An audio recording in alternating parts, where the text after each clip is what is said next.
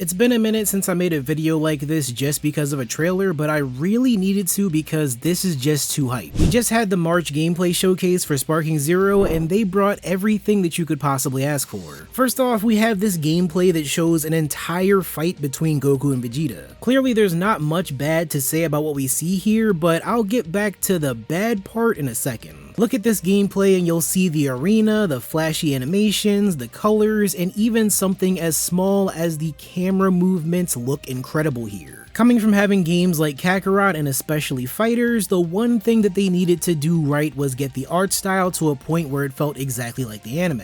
And this right here has all of that and so much more. One of my favorite parts about this gameplay is how you can see the sky get darker and change as the fight keeps going. It's that added sense of tension as they both throw out supers, they cycle through transformations, and of course have the most epic thing possible, the beam clash. And this gameplay alone was enough to give me some real hope for the full release. The only bad thing I noticed is that the music ain't what a lot of people expected it to be.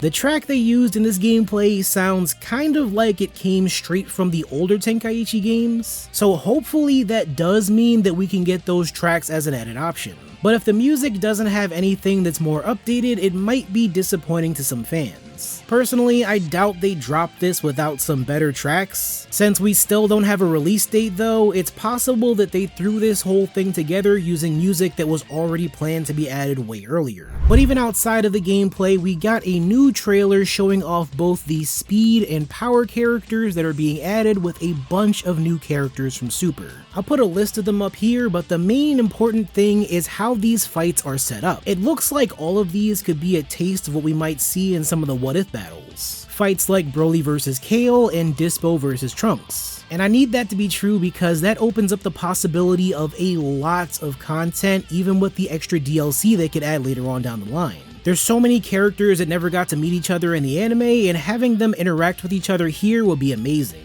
But finally, there's some new mechanics that were added to update the feel of combat. Things like the revenge counter, super perception, and vanishing assault. Now they go over these in the full showcase and do a much better job of explaining that than I ever could, but the point of these changes was to keep the high impact feel of gameplay while adding more complex actions. So it sounds like they really want to hammer in the idea of making this into something that's exciting to watch, simple to pick up, but also a bit harder to master. And I hope that means that things are going to end up being really balanced and not filled with characters that are way too overpowered. But that's just about all I can say about the showcase for now. There's no telling when we'll get a release date, but I'm going to enjoy all the new trailers and all the new character reveals up until then. Let me know what you guys think about Sparking Zero in the comments. Subscribe for more videos just like this one, and I'll see you all in the next video.